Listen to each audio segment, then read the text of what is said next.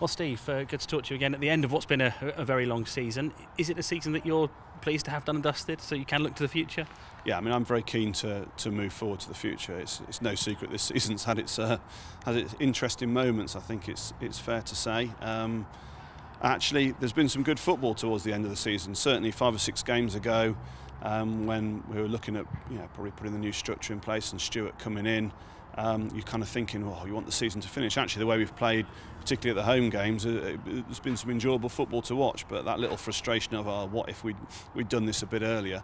But now the season finished yesterday, it really does give us an opportunity to move forward, and I think that is the most exciting part. So yes, the simple answer is yes, I am glad we're moving on to a new season. We heard Alan Irving yesterday talking about wanting to know what the future holds for him and a number of the other coaching staff at the club. Have you got a series of people coming into your office at the moment wanting to know where they stand? In terms of the Carrow Road side of it, so on the non-football side, things are much more straightforward because I've put the structure in place. People know what they're doing.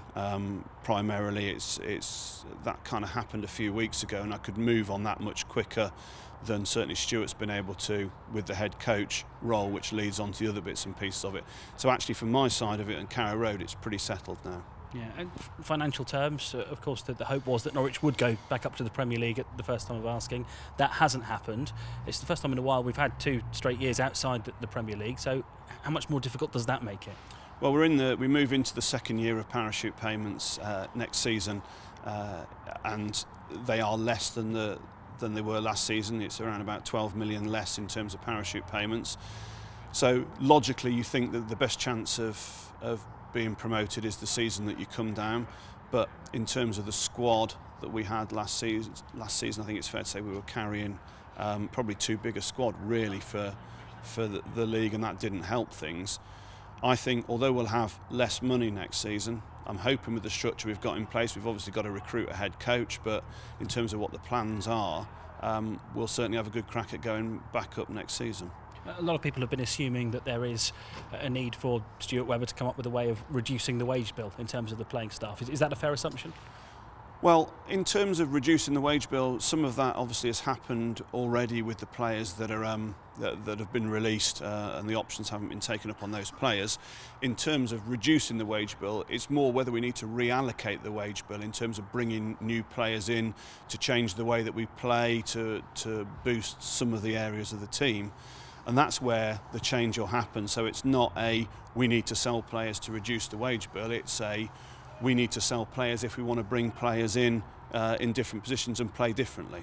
Yeah, so even though 7 players have gone, that is only really the start of negotiations this summer. You're maybe going to need to get other players off the wage bill to give yourself more freedom to bring players in. Yeah, potentially. I mean, it's Stuart's area really. I support him in terms of what can we do what's the art of the possible from a financial point of view in terms of players coming in and out. We've got a model where we do what if so and so goes, and we bring somebody in. Can we afford that, and what wages can we pay? But I think it will probably be a busy summer with a new head coach and a new sporting director in the building. Yeah. And how do you go about balancing the priorities? Because we've spoken before, and Norwich City has got 2 very distinctive sides to it. There is the football side, where we've been talking about the wage bill, but there's the non-football side, the day-to-day activities at Carrow Road as well. And how do you balance what gets the priority over the summer? Well, it's very much, I think it's fair to say the priority in terms of where the big numbers are and where we spend the majority of cash is on the football side, whether that's on players, whether it's on facilities at Colney, etc. Because as well as the first team squad, we've got to balance what we need to do to maintain our EPPP Category 1 status on the academy. And this autumn, for example, we need to build new changing rooms for the academy, so we need to spend capital expenditure on that. We need to do bits and pieces around Carrow Road. So the lion's share of the budget gets dedicated to the playing side, but there is a need to spend money at Carrow Road, and the other focus obviously at Carrow Road is generating money, which is where I spend the majority of my time working out how, aside from the parachute payments from the league, how we maximise our revenue opportunities at the club.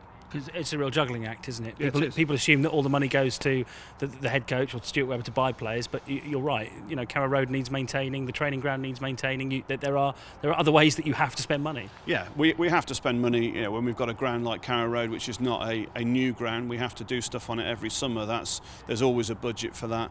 What we aren't doing is doing real discretionary spend in areas that we'd like to spend money on, and probably if we had a run of seasons in the Premier League, we could afford to spend that money. So we're very careful with our budgeting in areas that aren't directly football related. I know the season tickets are still on offer, and there haven't been any exact figures come out yet as to what the take-up has been, but can you tell us how pleased you've been or otherwise with how fans have responded? Yeah, I'm certainly pleased with season tickets. I think I've said when we launched them back in just after Christmas and the kind of first deadlines that came up, I'm very happy with the season ticket sales. And I say again what I said then, I don't take it for granted, but in terms of fans renewing, I don't expect that to happen, but it's great that fans have chosen to renew, particularly the timing of those renewals this season, when it's fair to say we weren't exactly performing desperately well on the pitch. And that's it. You're talking about getting money into the club, and the fans are an important revenue stream for the club, to put it bluntly. So you need them to stay on side, don't you? You need to find a way of making sure that happens. Yeah, you need to keep them on side, and it's a balance there, and that's why. I guess when I said earlier maximising revenue, it's maximising the opportunity, but that doesn't mean charging the maximum amount of money, because we've got to have that balancing act between providing value for what we're charging fans, and that's the same with fans and with other areas of the club in terms of us generating cash.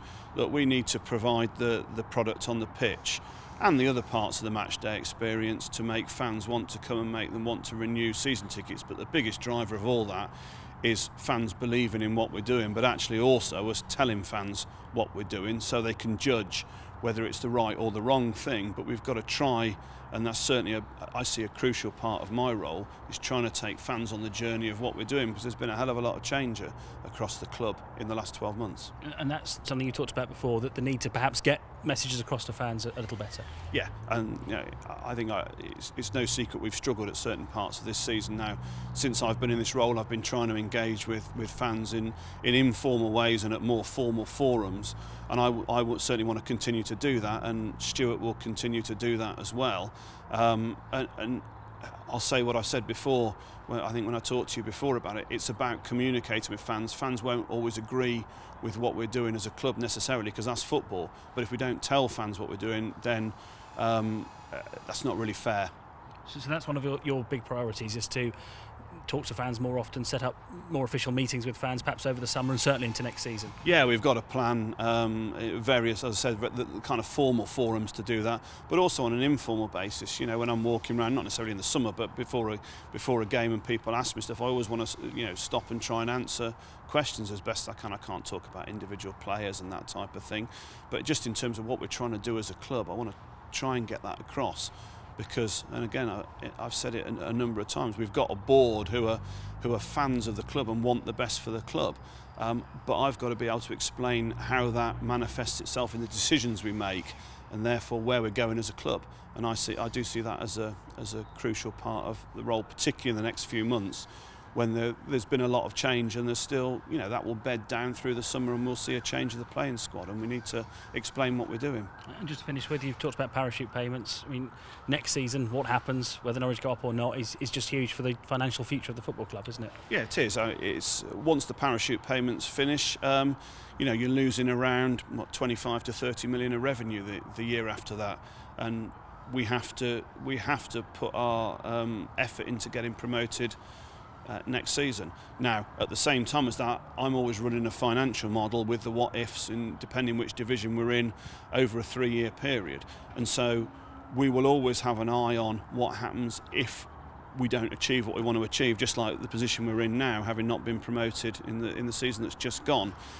So we're not doing crazy decisions that will put the long-term future of the club in jeopardy, but we're certainly giving it as good a go as we can do based on where we are from a financial point of view. Thanks, Steve, for talking to us. All right, Thank you. Thanks.